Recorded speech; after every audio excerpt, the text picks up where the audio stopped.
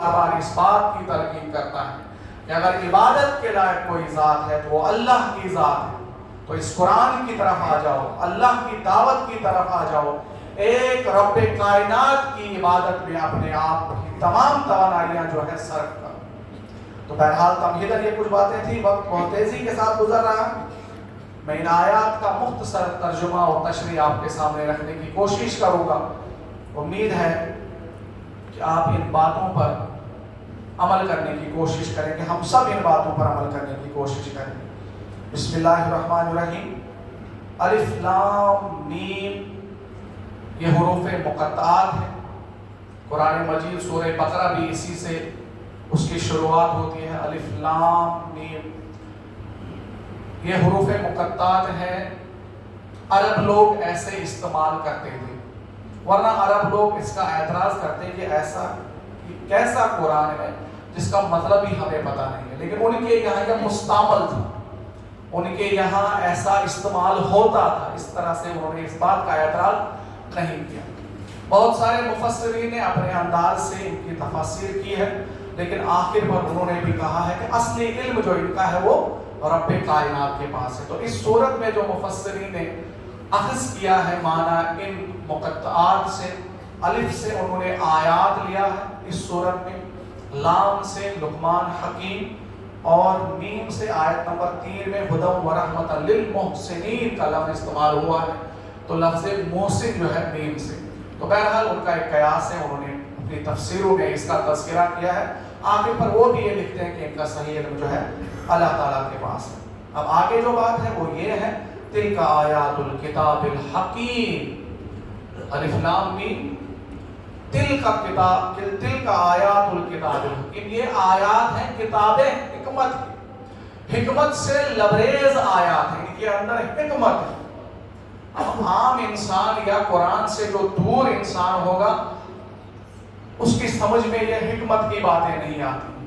لیکن قرآن ایک ایسی چیز ہے, قرآن ایک ایسی کتاب ہے, اس کے اندر ایسی تاثیر ہے کہ جب انسان اس میں غوطہ زن ہو جاتا ہے, جب انسان اس کے معنی اور مفاہیم پر غور کرتا ہے, تو انسان روز نئی نئی چیزیں سیکھتا ہے اور انسانی عقل کے دریچے جو ہے کھل جاتے ہیں. لیکن یہ اس شخص کے لیے یا اس شخص کو یہ بات سمجھ میں آ جائے گی جو قرآن کا مطالعہ کرے گا, جو قرآن کو سمجھے گا, جو قرآن کو مطلب کے ساتھ پڑھے گا, جو قرآن کی تفاسیر کا مطالعہ کرے گا, اس شخص کی سمجھ میں یہ آیت آئے گی تلک آیات الکتاب الحکیم. اور اسی کو سورہ بقرہ میں اگر تقابل کیا جائے ان آیات کا سورہ بقرہ کے ساتھ, تو وہاں پر کہا گیا ذالک الکتاب لا ریب فیہ. یہ وہ کتاب ہے جس میں کوئی شک نہیں ہے.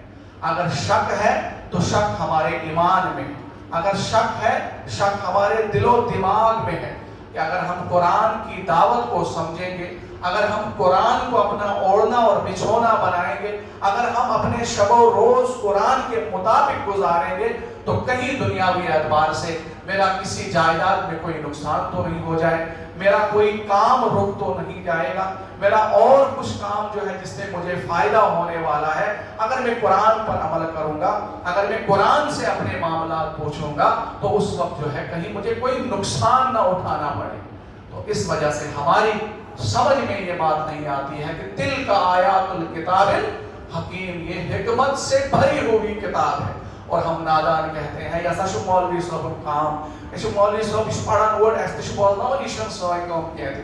لیکن دنیا داری میں جب ہم آ جاتے ہیں, جب ہم اس دنیا کی جب بات ہوتی ہے, اس دنیا کے بارے میں آپ صلی اللہ علیہ وسلم نے فرمایا کہ یہ مردہ بکری کا بچہ, ایک حدیث میں, اور دوسری حدیث میں مردہ بکری سے تشبیہ دی ہے آپ صلی اللہ علیہ وسلم نے اس دنیا کو. ایک اور حدیث میں آپ صلی اللہ علیہ وسلم نے اس دنیا کو اس سے تشبیہ دی ہے کہ آپ اپنی انگلی سمندر میں ڈالیں اور سمندر سے انگلی جتنا پانی لے کر آئے گی, وہ پانی کیا ہے, دنیا ہے, اور باقی پورا سمندر آخرت ہے. لیکن ہم نادان ہیں, ہم بے وقوف ہیں, ہم جو ہے 60 سالہ یا 70 سالہ زندگی کے لیے کبھی اپنے ایمان کو بیچنے کے لیے تیار ہیں, کبھی جھوٹی گواہی دینے کے لیے تیار ہیں, کبھی اور کچھ, کبھی اور کچھ, کبھی ایک وجہ سے हम शरीयत को फलांगने की कोशिश करते हैं, कभी दूसरी वजह से हम शरीयत को फलांगने की कोशिश करते हैं। तो ज़रूरत है कि वाकई हमारा ईमान हो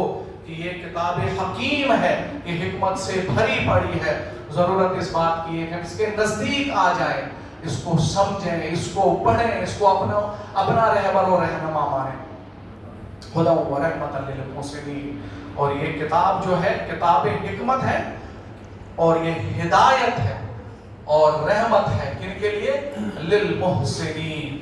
और सूरह बकरा में क्या फरमाया गया? लिल मुत्तकीन, जो मुत्तकी है, परहेजगार है, तकवाशार है, जो अल्लाह से डरने वाले हैं, जो अल्लाह को मानने वाले हैं और अल्लाह की मानने वाले हैं। सिर्फ अल्लाह को मानना ही काफी नहीं है, अल्लाह की भी मानना पड़ेगा। अल्लाह को हम मानते हैं, अल्लाह एक है, खालिक है, मालिक है, रज़्ज़ाक है। शिर्क से हम अल्हम्दुलिल्लाह कोसों दूर हैं, लेकिन जब अल्लाह ताला के अहकामात पर अमल करने की बारी आ जाती है, उस वक्त हमारे कदम जो है डगमगा जाते हैं, उस वक्त हमारे कदम पीछे को हट जाते हैं, उस वक्त दुनियादारी हमारे सामने आ जाती है, उस वक्त रिश्तेदारी हमारे सामने आ जाती है। अगर मैं ये काम नहीं करूँगा दपन बाब तो उस कारण ये एस्टिश कारण ये न बाब कैसे नाराज, लेकिन ये दीन चीज़ बाबुम दीन कहते। यहाँ आबा और अजदाद का कोई भी किस्सा नहीं चलता है, ये दीन अल्लाह का है, उसके रसूल का है। कुरान हमें बताता है ये दीन क्या है, लेकिन अपनी शादी में, अपने मातम में, अपनी और किसी चीज़ में हम अपने आबा और अजदाद को मुकद्दम रखते हैं। खानदान मशवरन के अमस ओस ये नचुन गेवन बड़ पसंद, दादस ओस के नचुन गेवन बड़ पसंद, तो अस्तिश चाहन में जरा ये महफला करेंगे नस गेवनस मदन वाले भाई घंटे 2 घंटे में शौक दे जरा ये शौक करना दिसता शुरू। और आज जब हमारे पास पैसे की फरावानी हो गई ना, तो हमारे दिमाग खराब हो जाते हैं। और ये अल्लाह ताला की आजमाइश है, अल्लाह ताला इंसान को हर काम में आजमा रहा है। ये फरिश्ते लगे हैं, ये सारी कायनात जो है इंसान को आजमाने में लगी है। अल्लाह ताला किसी को अमीरी में आजमा रहे हैं और किसी को गरीबी में आजमा रहे हैं। गरीबस गुर्बत